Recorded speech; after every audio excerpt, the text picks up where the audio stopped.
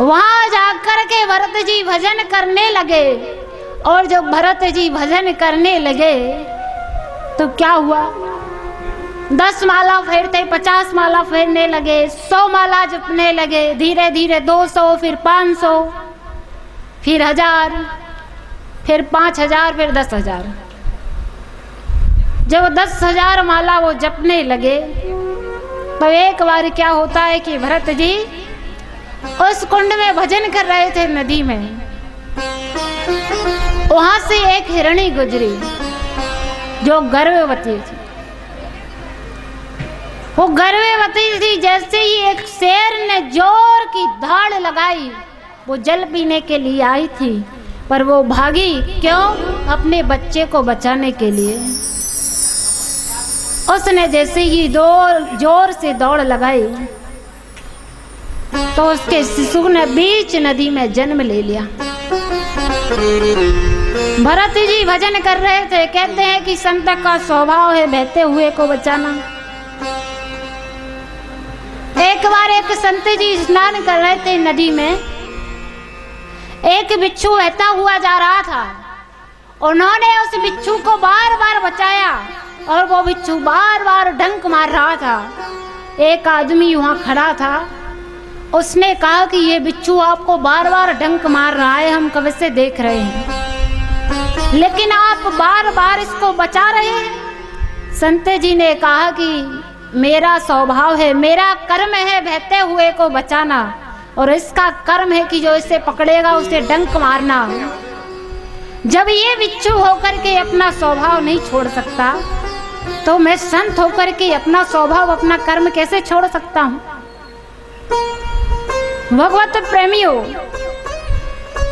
तो ऐसे ही भरत जी ने विचार किया कि ये बच्चा बह जाएगा तो मुझे पाप लगेगा, क्योंकि संत बड़े सरल होते हैं, उनके ऊपर कांटे भी फेंको ना तो वो समझते हैं कि कोई फूल फेंक रहा है। एक संत जी बड़े साधारण से थे, बेचारे स्नान करने जाते थे, और एक व्यक्ति बड़ा घमंडी था। जैसे ही वो स्नान करके निकलते थे नदी में से तो वो उनके ऊपर थूकता रोज। वो नहा करके आते और वो उनके ऊपर थूक देता, बेचारे पुनः दोबारा नहाते। बहुत दिन हो गए ऐसा करते करते। एक दिन एकादशी का दिन था, संत जी गए नहाने, उसने फिर थूक दिया। वो संत जी ने कितनी 11 बार स्नान किया, उसने 10 बार स्नान किया, उसने 10 बार थूक दिया। 11वीं बार स्नान किया। उस आदमी ने पूछा कि मैं आपके ऊपर इतना थूकता हूँ, मैंने 10 बार थूक दिया, आपने 11 बार स्नान कर लिया, पर आपने मेरे से कुछ नहीं बोला।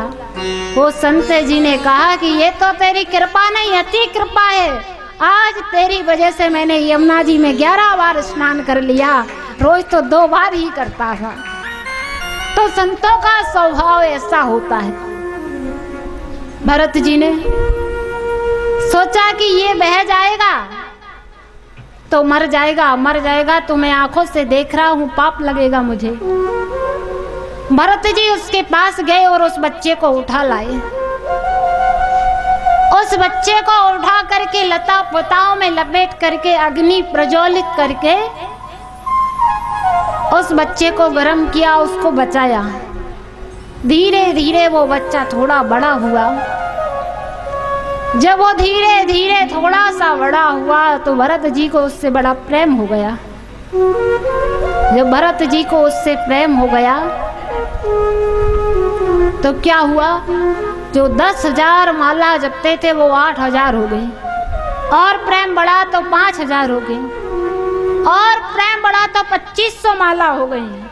धीरे धीरे भरत जी को इतना प्रेम हो गया, 2,500 से 1,000 माला, 1,000 से 500, और 500 से 200, और 200 से 100, 100 से 50, 50 से 10, और एक दिन आया कि एक भी माला नहीं। उस हिरण के बच्चे से इतना प्रेम हो गया उनके लिए। आए थे हरि भजन को, ओटन लगे कपास। बोल गए कि हम किस लिए आए थे। हाँ, भरत जी उस बच्चे का लालन पालन करते और वो बड़ा हो गया था उसे झुंड में छोड़ करके पुनः अपने भजन में लग जाते।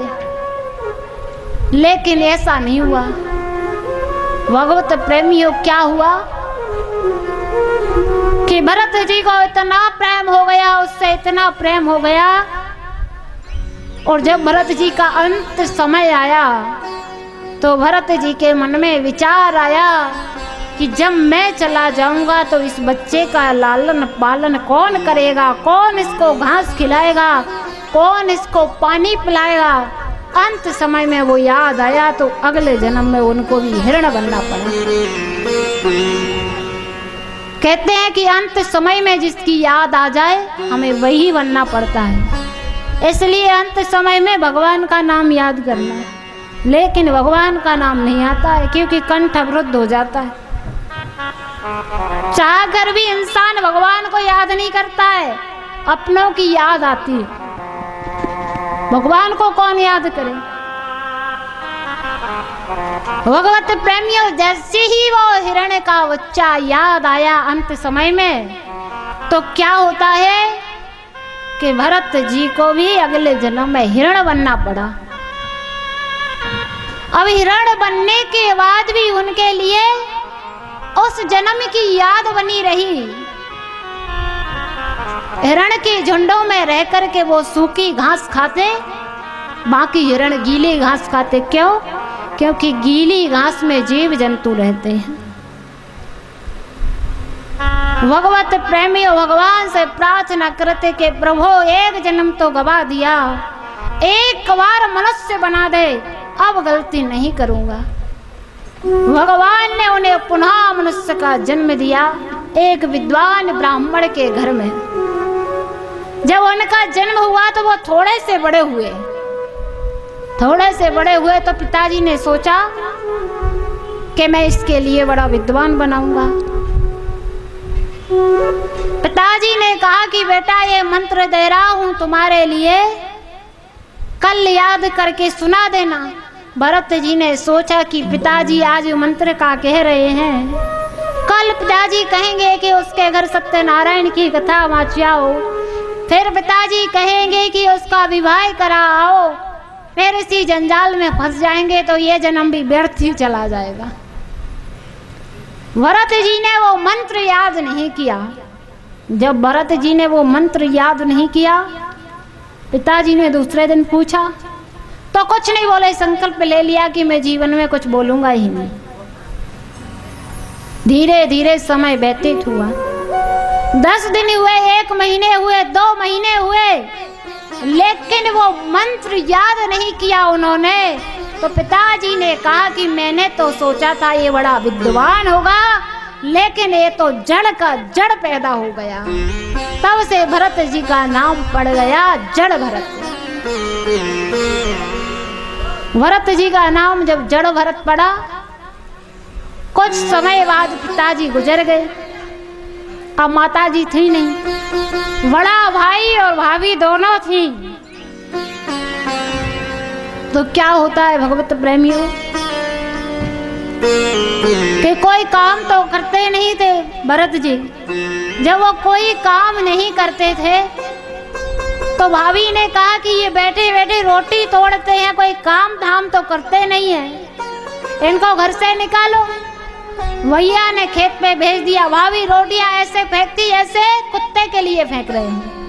लेकिन वो भरत जी बड़े प्रेम से भगवान का प्रसाद समझ करके वो रूखी सूखी रोटियों को पा लेते। जो रूखी सूखी रोटियों को इतने प्रेम से पाते। कुछ समय व्यतीत हुआ। भाभी ने कहा कि फालतू की रोटी तोड़ता, इसको निकालो यहाँ से। भरत जी बेचारे चले जा रहे हैं, कहाँ जाना है क्या करना है नहीं पता। जैसे ही आगे की ओर बढ़ते गए भरत जी, सामने से एक सिंध देश का राजा आ रहा था, राहुगढ़।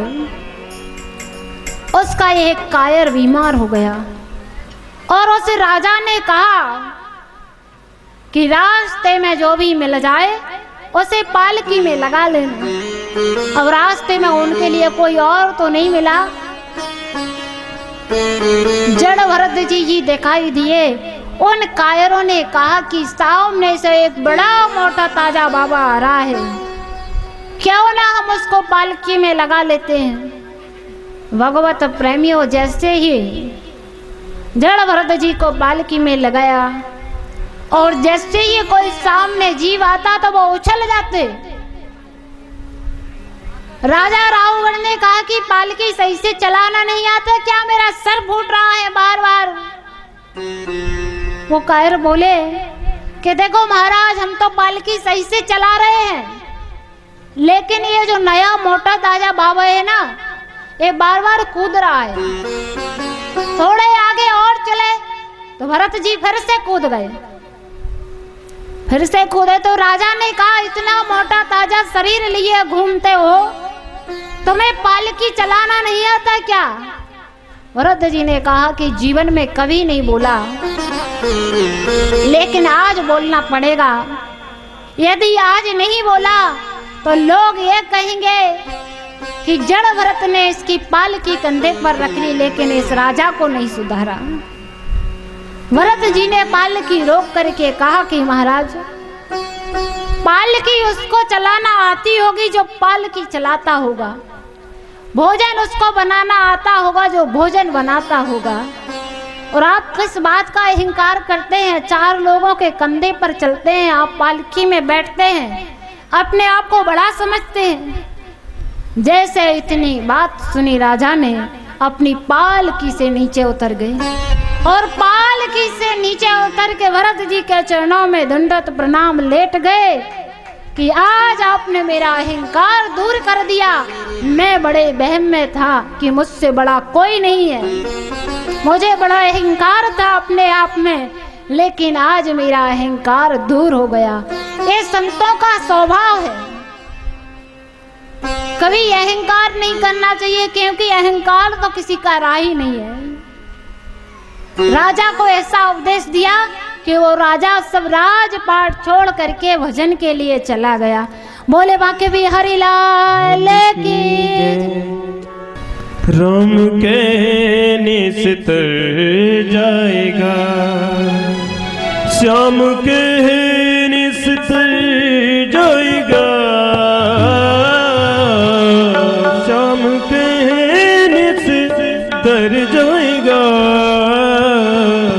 पर भव से उतर जाएगा, पर भव से उतर जाएगा, श्याम के निस्तर जाएगा, श्याम के निस्तर जाएगा, पर भव से उतर जाएगा, पर भव से उतर जाएगा।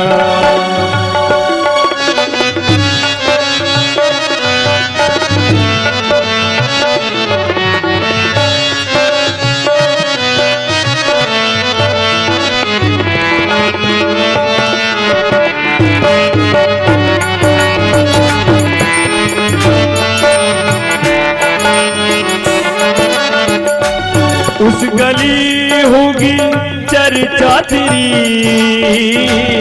उस गली होगी चर्चा तेरी, उस गली होगी चर्चा तेरी, जिस गली से गुजर जाएगा, जाएगा, जिस गली से गुजर जाएगा।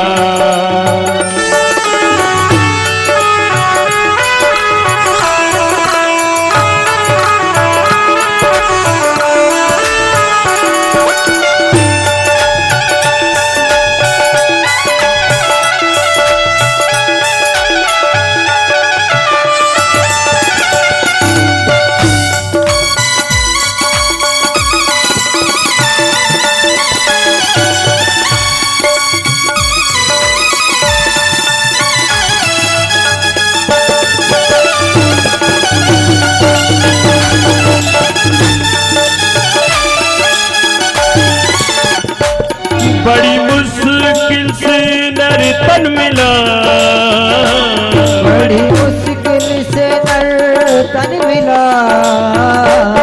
बड़ी मुश्किल से नर तन मिला, बड़ी मुश्किल से नर तन मिला, कल न जाने किधर जाएगा, जाएगा कल न जाने किधर जाएगा, शाम कहनी से तर जाएगा, शाम कहने से तर जाएगा, शाम कहने से तर जाएगा, कार भव से उतर जाएगा, जाएगा पार भव से उतर जाएगा।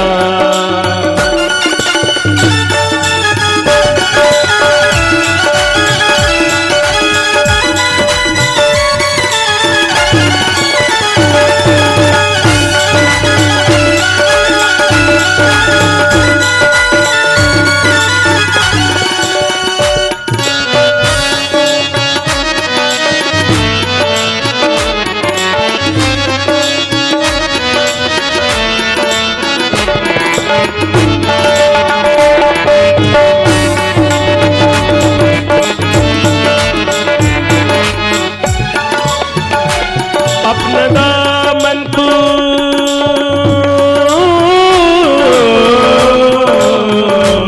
अपना दामन तू पहला जरा, अपना दामन तो फैला जरा, अपना दामन तो अपना दामन तो पहला जरा, अपना दामन दामन तो फैला जरा, कोई ना तार भर जाएगा, जाएगा कोई ना तार भर जाएगा, कोई तार भर जाएगा, राम कहने से तर जाएगा, राम कहने से तर जाएगा, पार भव से उतर जाएगा, जाएगा पार भव से उतर जाएगा।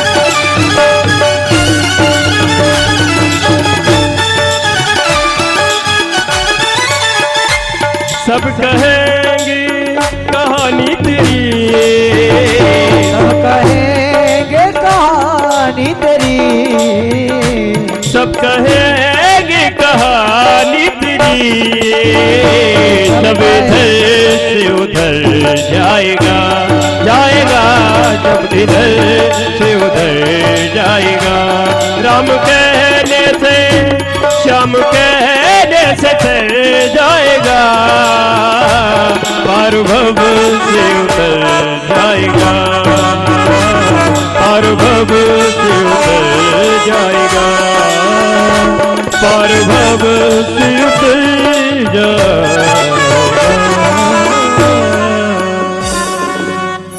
बोले वृंदावन बिहारी लाल की जय।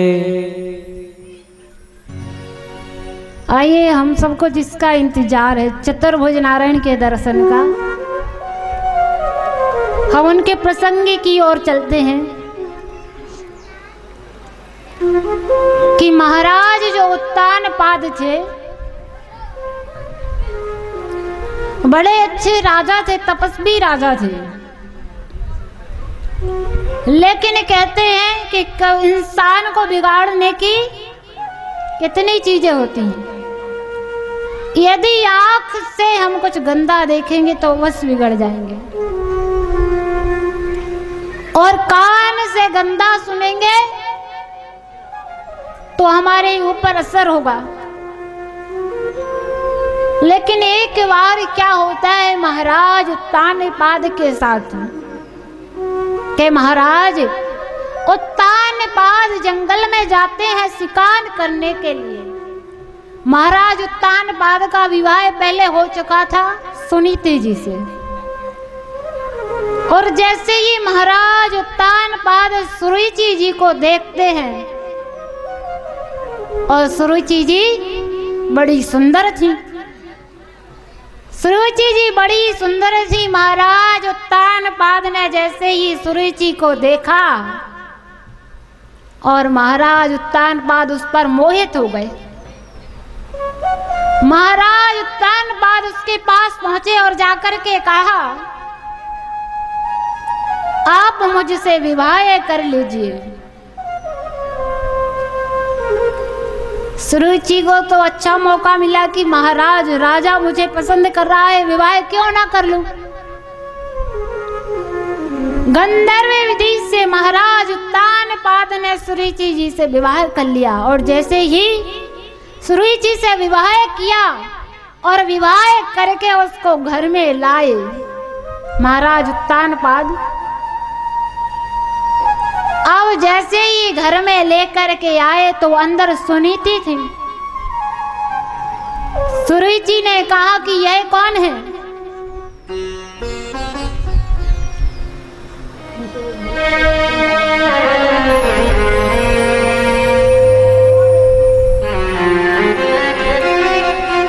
जैसे ही महाराज उत्तानपाद से सुरुचि ने पूछा कि यह कौन है, तो महाराज उत्तानपाद ने कहा कि यह मेरी धर्म पत्नी है। सुरुचि ने कहा दरवाजे पर ही खड़ा होकर के, यदि ये इस घर में रहेगी तो मैं इस घर में नहीं रहूंगी।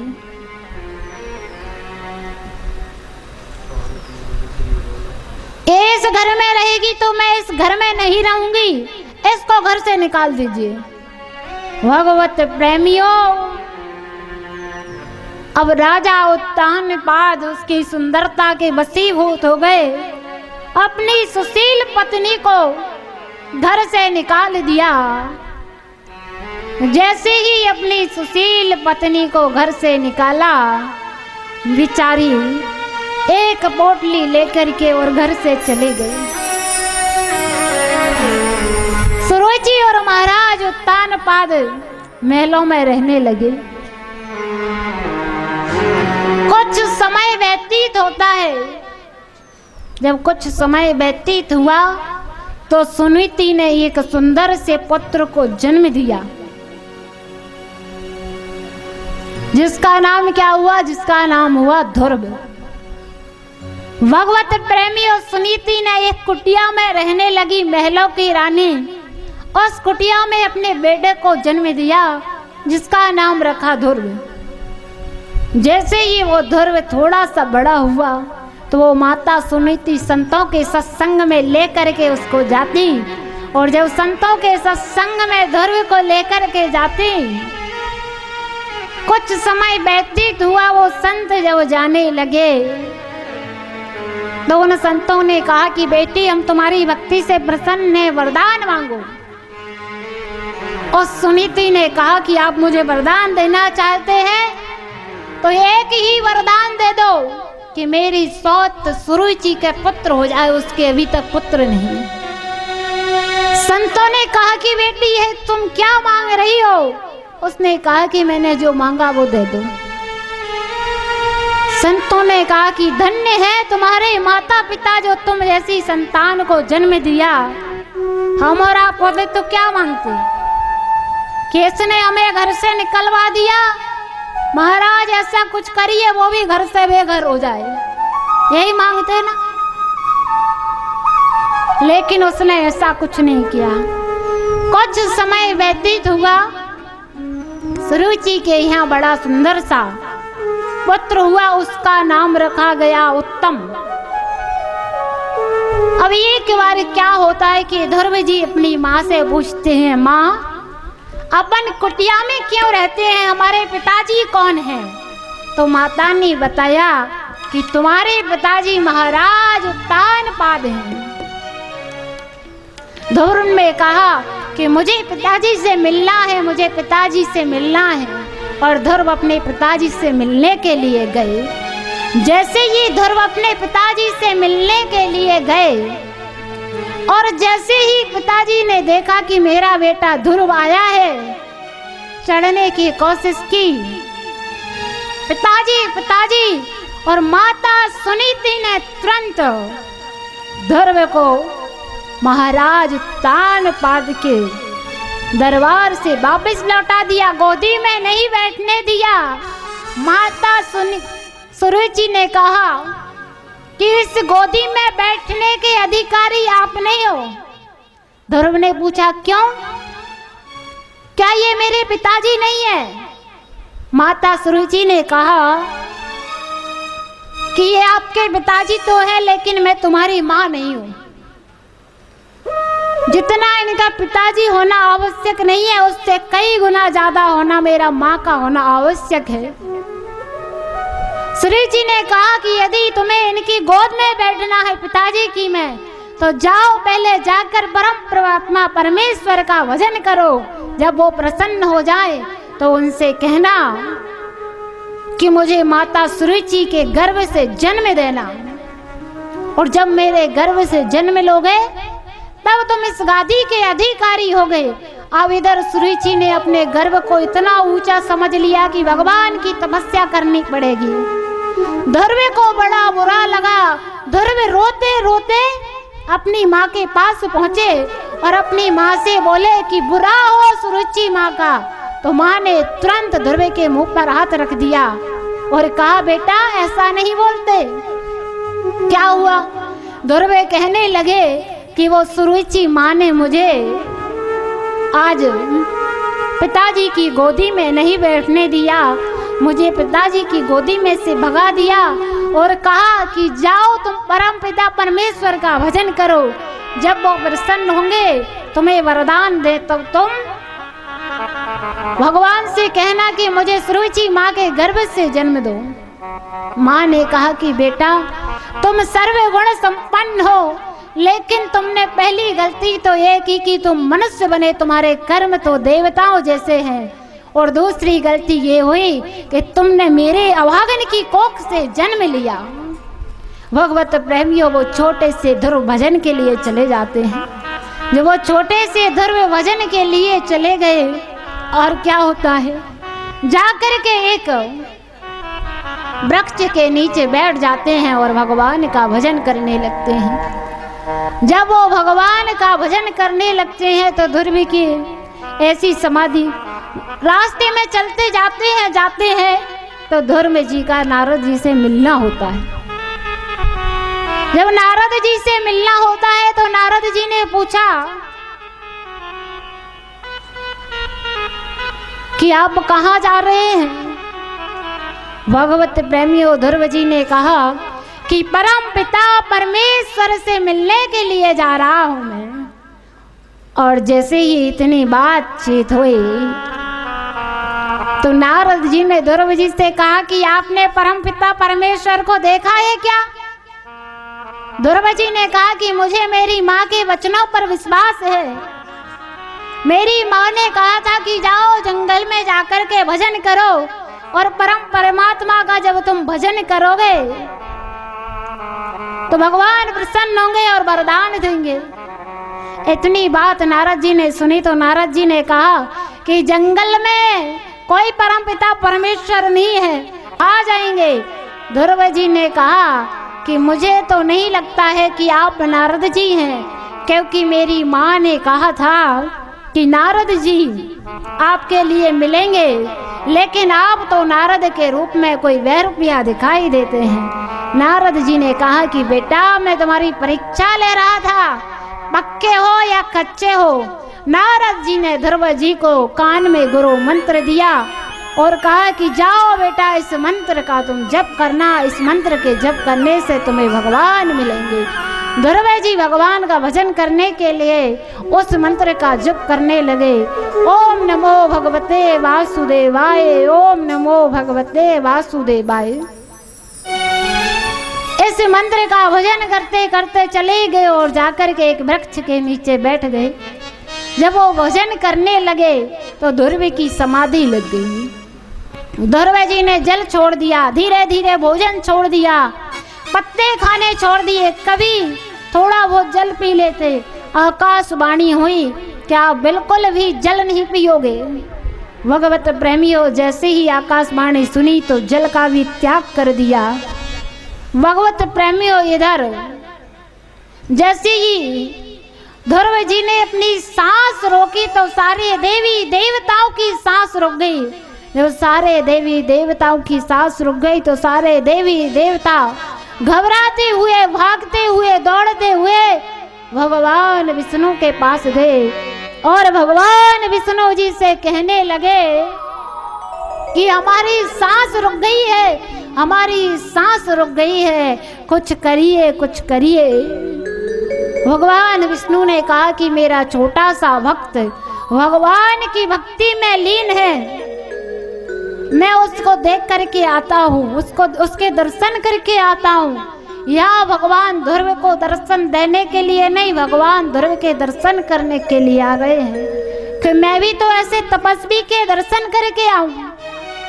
जैसे ही भगवान दर्शन करने के लिए आए, ध्रुव के पास पहुँचे और ध्रुव ने जैसे ही भगवान को देखा,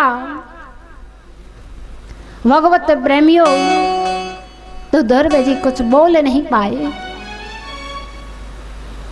क्या ध्रुव जी की समाधि टूटी? ध्रुव जी कुछ बोल नहीं पाए भगवान से। जैसे ही भगवान मुस्कुराए तो ध्रुव जी भी मुस्कुराने लगे। भगवान को देख करके भगवान से आपस में वार्तालाप होने लगी ध्रुव जी की।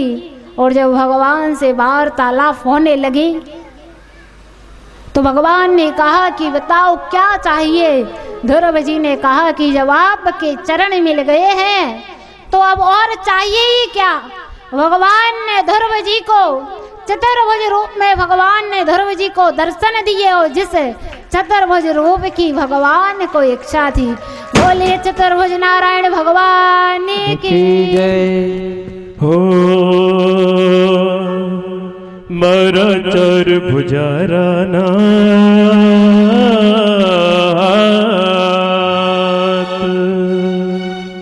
मारा चार भुजारा नाथ, मारा चार भुजारा नाथ। मांगो जो तू सगलो दीजे, जोड़ू दोनों हाथ, मारा चार भुजारा नाथ।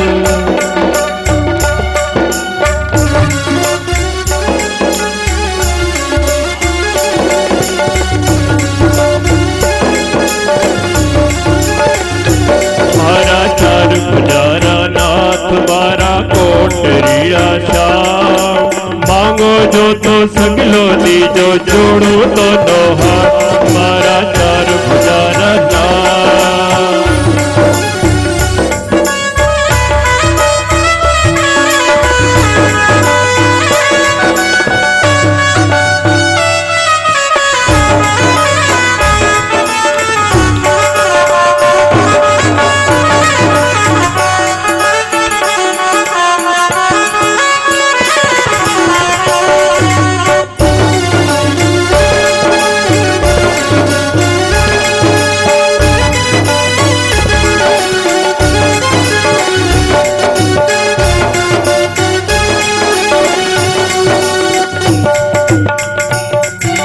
अरे रे बामन बंगलो दीजो, फूल बगीचो साथ। अरे रे मन बंगलो दीजो, फूल बगीचो साथ। फूल तोड़ कर हार बनाओ परे दीनानाथ, फूल तोड़ कर हार बनाओ परा दीनानाथ। मारा चार भुजारा नाथ, मारा चार भुजारा नाथ। मांगो जो तू सगलो दीजो, जोड़ू दोनों हाथ, मारा चार भुजोर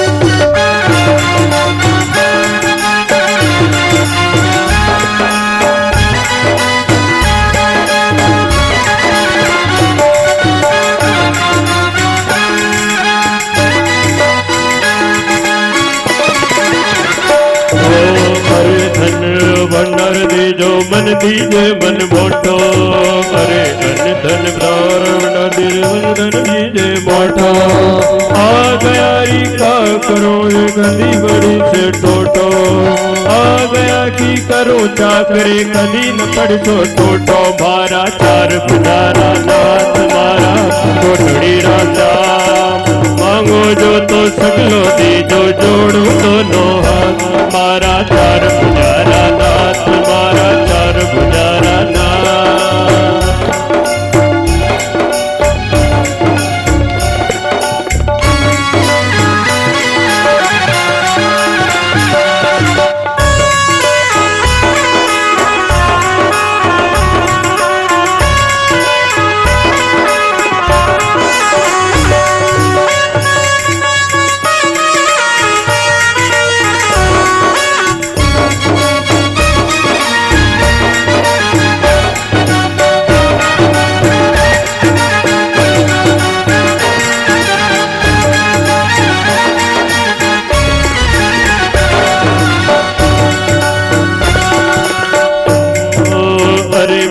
तो सूत दीजो भो दीजे मन साड़ी अरे पूत दीजे भो दीजे मन साड़ी हर काली गोरे कटू हर काली गोरी कटन जानो दीजे तो गुणवानी मारा चार बुजारा नाथ मारा चार बुजारा नाथ मांगो जो तो सकलो दीजो जोड़ो दोनों हाथ मारा चार बुजारा नाथ मारा चार बुजारा नाथ।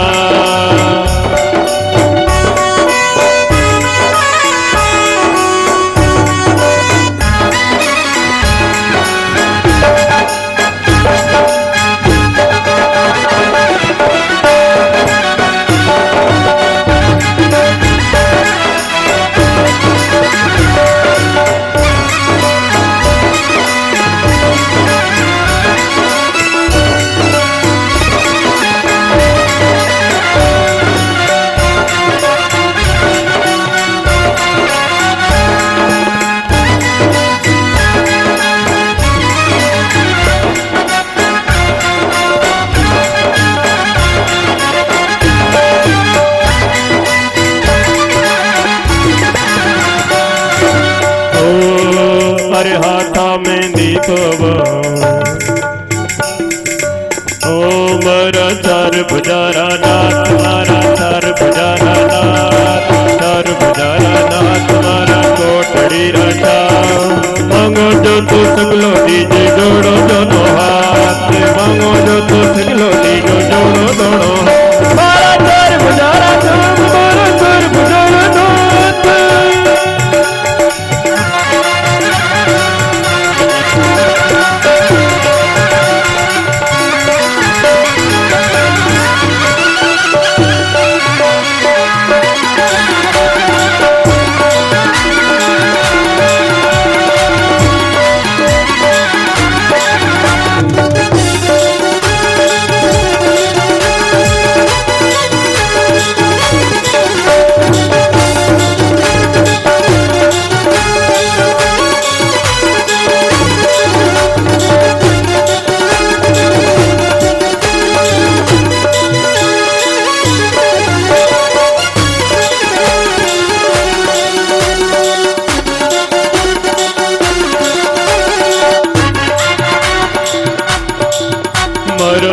मारा चार बुजारा नाथ मारा चार बुजारा नाथ चार बुजारा नाथ मारा कोटड़ी राजा मांगो जो मांगो जो तो सकलो दीजे जोड़ो दोनों हाथ मारा चार बुजारा नाथ मारा चार बुजारा नाथ चार बुजारा नाथ मारा चार बुजारा मांगो जो तो सकलो दीजो जोड़ो दोनों हाथ मारा चार बुजारा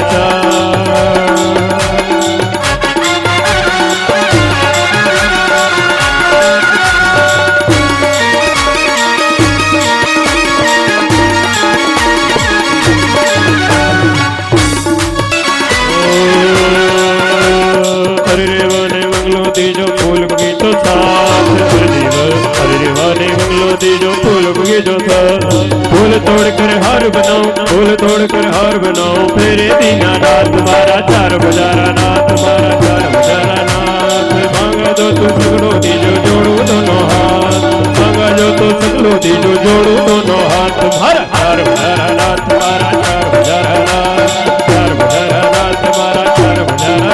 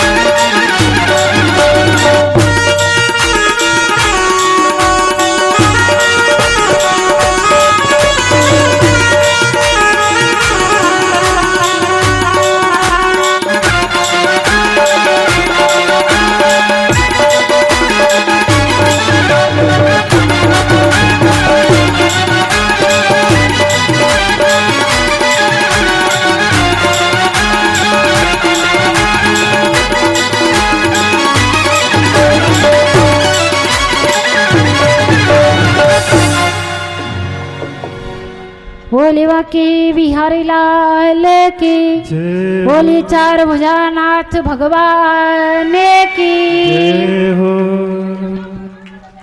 और जैसे ही भगवान चतुर्भुज रूप में ध्रुव जी को दर्शन देते हैं, इधर ध्रुव जी को कोई ज्ञान तो था नहीं। भगवान ने कहा कि क्या चाहिए, तो ध्रुव जी ने कहा कि बस सब आपके चरणों में ही रहना है, अब और कुछ नहीं चाहिए। भगवान ने विचार किया कि इसने भजन तो इसलिए किया था राजगादी के लिए, माँ के वचन कठोर बुरे लग गए थे इसलिए, लेकिन अब ये कह रहा है कि चरणों में रहना चाहता हूँ। तो भगवान ने कहा कि पहले तुम राज्य करो, उसके बाद हमारे चरणों में रहना। भगवान ने अपना शंख ध्रुव जी के गाल से लगाया तो ध्रुव जी को संपूर्ण वेद शास्त्रों का ज्ञान हो गया। ध्रुव जी को वेद शास्त्रों का ज्ञान हो गया। ध्रुव जी तपस्या करके भगवान के दर्शन करके लौट करके अपने घर के लिए आते हैं। और जैसे ही अपने घर के लिए आते हैं तो सर्वप्रथम आकर के ध्रुव जी अपनी माता सुरुचि के ही चरण छूते हैं।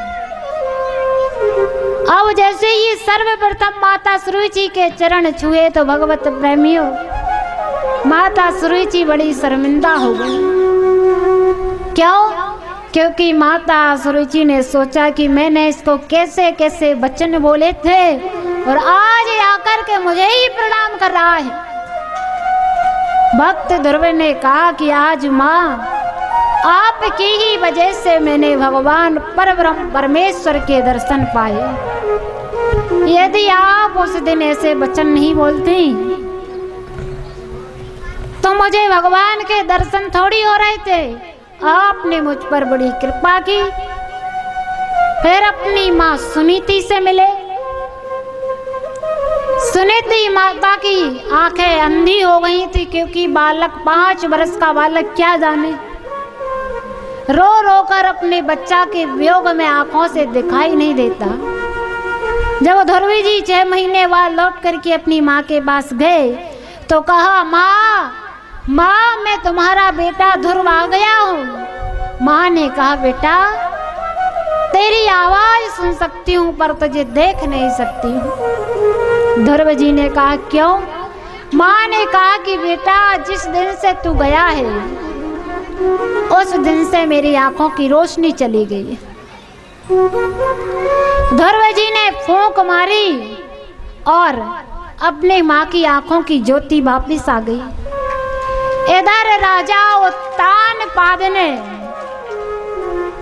सोचा कि मेरा बेटा भगवान का दर्शन करके आ गया है और एक मैं मूर्ख इस राजपाट में ही लगा हुआ हूँ।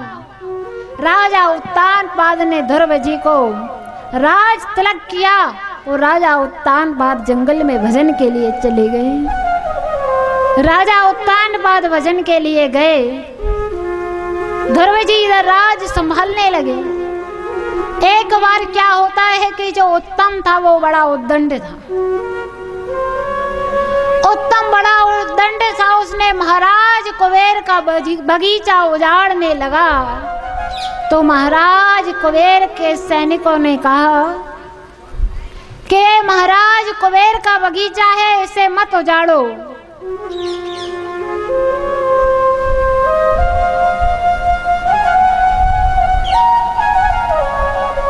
कि महाराज उत्तानपाद का बगीचा है, इसे मत, ये महाराज कुबेर का बगीचा है, इसे मत उजाड़ो। लेकिन उत्तम कहाँ मानने वाला, उत्तम नहीं माना। उत्तम ने महाराज कुबेर का बगीचा उजाड़ना प्रारंभ किया तो महाराज कुबेर के सैनिकों ने उत्तम को मार दिया। अब जैसे ही उत्तम की मरने की खबर ध्रुव को पता चली कि मेरे भाई को मार दिया है कुबेर के सैनिकों ने, तो महाराज ध्रुव ने बड़ी सेना सजाई, सेना तैयार करी और महाराज कुबेर पर चढ़ाई करने की तैयारी करी। इधर ध्रुव के चाचा जी आए और ध्रुव के चाचा जी ने कहा कि बेटा, तुमने भगवान का दर्शन तो कर लिया है, लेकिन आपको सत्संग नहीं मिला, संतों का संग नहीं मिला है। बिन सत्संग विवेक न होई, राम कृपा बिन सुलभ न सोई। बिना सत्संग के विवेक नहीं आता है। आपने भगवान के दर्शन करने के बाद भी आपको क्रोध, आपकी भक्ति बेकार हो जाएगी। क्योंकि एक क्षण के क्रोध से लाखों वर्षों की तपस्या नष्ट हो जाती है। चाचा जी ने कहा बेटा, तुम्हें भगवान के दर्शन होने के बाद तुम्हें क्रोध नहीं आना चाहिए, जाओ संतों का सत्संग करो। भगवत प्रेमियों, महाराज ध्रुव ने संतों का सत्संग किया और आगे की ओर बढ़े। राज्य पाठ छोड़ दिया महाराज ध्रुव ने, भगवान की भक्ति में लीन हो गए। और जब ध्रुव जी जैसे ही गोलोक को जाने लगे तो मृत्यु देवी आ गई।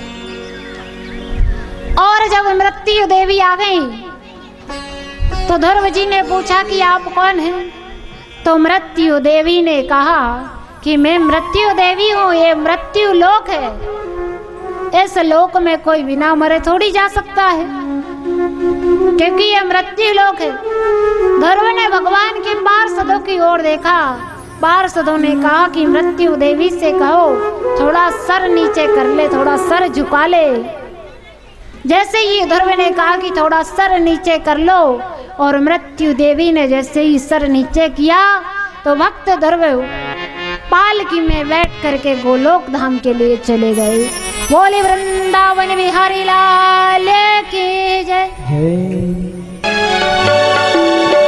प्यारा सा मुखड़ा घुंघराल केस, कलयुग का राजा खाटू नरेश, हरे का सहारा है मेरा श्याम धनी, हरे का सहारा है मेरा श्याम धनी।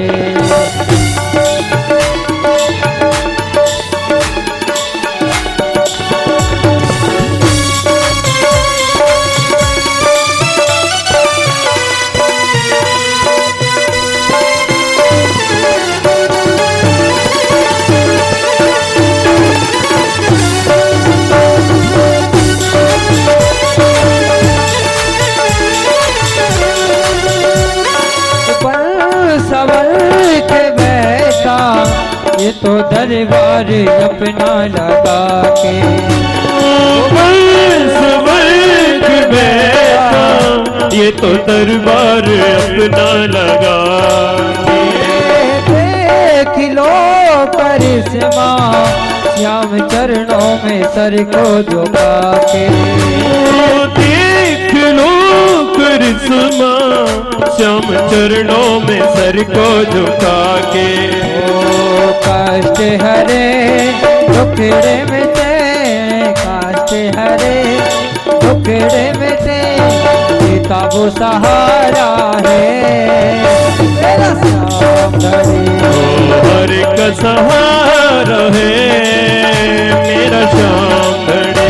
हर एक का सहारा है मेरा श्याम धनी।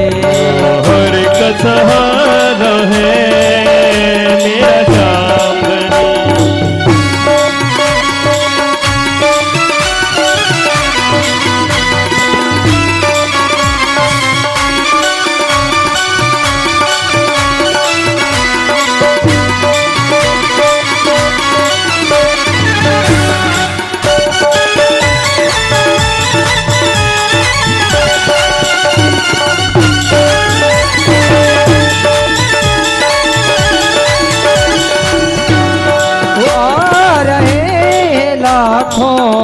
श्याम बाबा का करते हैं दर्शन। आ रहे हैं लाखों श्याम बाबा का करने को दर्शन। ध्यान से जो देखे इनके चेहरे में है वो आकर्षण। ध्यान से देखे वो आंखें इनके चरणों का आकर्षण। दीवाना कर देता दीवाना कर देता पिता वो सहारा है मेरा श्याम धनी। हर एक सहारा है मेरा श्याम धनी।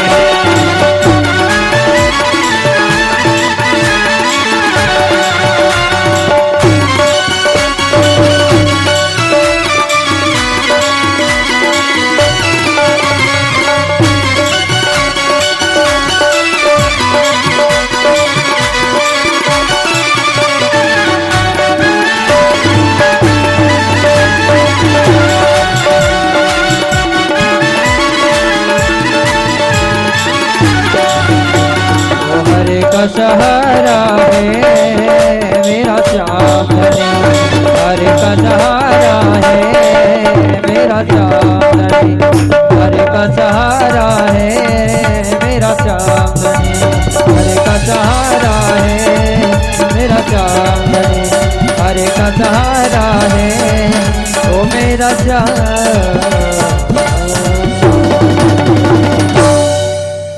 मेरा दीवानी हो गई मेरा मस्तानी हो गई। मेरा दीवानी हो गई ओ मेरा मस्तानी हो गई। मेरा दीवानी हो गई मेरा मस्तानी हो गई। मेरा दीवानी हो गई मेरा मस्तानी हो गई। कान कान्हा रटते रटते कान कान्हा रटते रटते कान्हा कान्हा रटते रटते दीवानी हो गई। मेरा दीवानी हो गई मेरा मस्तानी हो गई। दीवानी हो गई मेरा मस्तानी हो गई।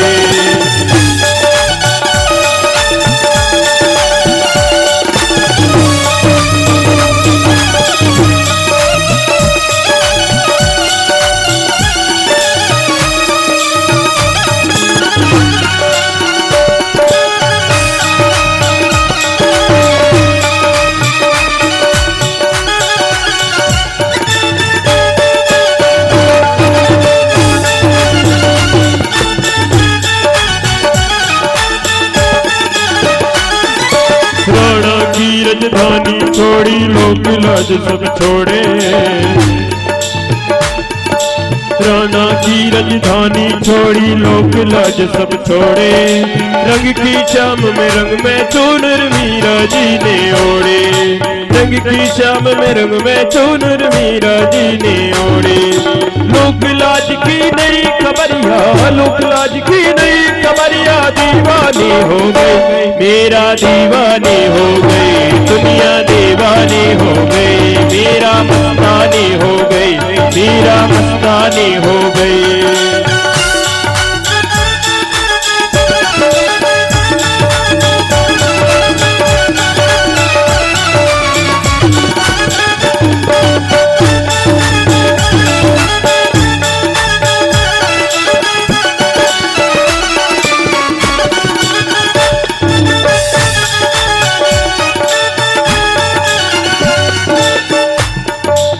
इस दुनिया से प्रीत तोड़ के श्यामल रंग चढ़ाया, इस दुनिया से प्रीत तोड़ के श्याम रंग चढ़ाया, इस दुनिया से प्रीत तोड़ के श्यामल रंग चढ़ाया, इस दुनिया से प्रीत तोड़ के श्याम रंग चढ़ाया। साथ सभी का दिया छोड़ के गिरधर गाया, साथ सभी का दिया छोड़ के गिरधर गाया। वो तो ऐसी भई बाबरिया, वो तो ऐसी भई बाबरिया, दीवानी हो गई मेरा मस्तानी हो गई।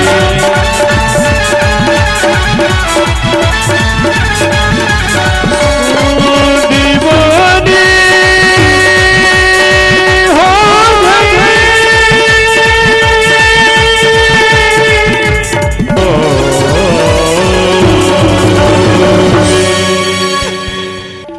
बाकी बिहारी तेरी आरती गाऊं, बाकी बिहारी तेरी आरती गाऊं, हे गिरधर तेरी आरती गाऊं, हे गिरधर तेरी आरती गाऊं, आरती गाऊं प्यारे आपको मनाऊं, आरती गाऊं प्यारे आपको बनाऊं, श्याम सुंदर तेरी आरती गाऊं, श्याम सुंदर तेरी आरती गाऊं, चरणों से निकली है गंगा प्यारी, चरणों से निकली है गंगा प्यारी, इसने सारी दुनिया तारी, जिसने सारी दुनिया तारी, उन चरणों में शीश नवाऊं, उन चरणों में शीश नवाऊं, श्री बांके बिहारी तेरी आरती गाऊं।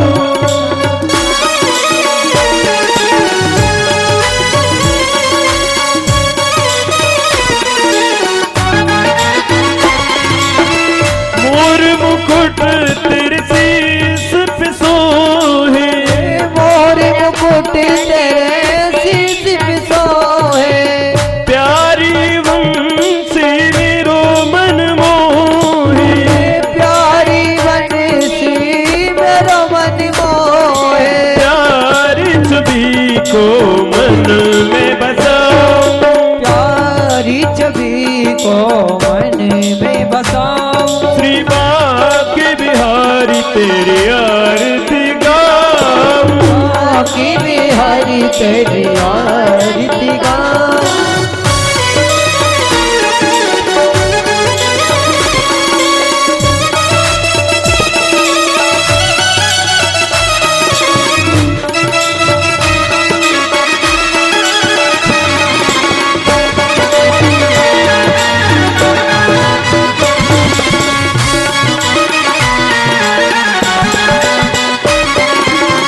श्री हरिदास के प्यारे तुम हो, श्री हरिदास के प्यारे तुम हो, मेरे मोहन जीवन धन हो, मेरे मोहन जीवन धन्य हो, बांके बिहारी तेरी आरती गाऊं, बाकी बिहारी तेरी आरती गाऊं, व्यास दास के नाथ आप हो, व्यासी दासी के नाथ आप ही हो, सुख दुख जीवन प्यारे साथ आप हो, सुख दुख जीवन प्यारे साथ आप ही हो, हरि चरणों में बलिहारी जाऊं, हरि चरणों में बलिहारी जाओ, बांके बिहारी तेरी आरती गाऊं, बाकी बिहारी तेरी आरती गाओ, संग सोही व्रत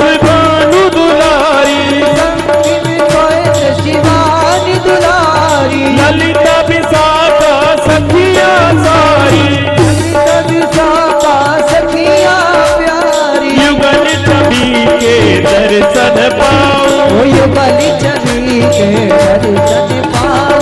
बांके बिहारी तेरी आरती गाओ, बांके बिहारी तेरी आरती गाओ। रास बिहारी तेरी आरती गाओ, राशि बिहारी तेरी आरती गाओ। कर्पूर गौरम करुणावतारम संसार सारम सदा वसंतं हृदयाय